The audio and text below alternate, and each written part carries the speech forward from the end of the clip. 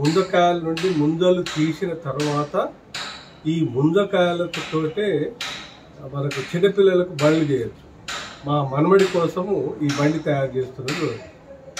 ఇది ఒక కర్ర తీసుకోవాలి.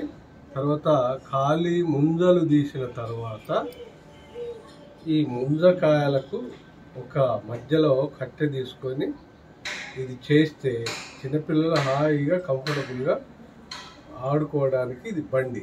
దీనికి ఒక చిన్న కర్ర, దీనికి పంగలు ఉండాలి.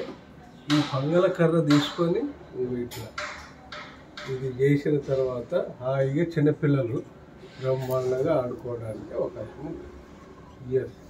ఇది మా మనవడి కోసం బండి తయారు చేసిన అట్లా 3 బండ్లు, 1 2 ఇది 3 ఇది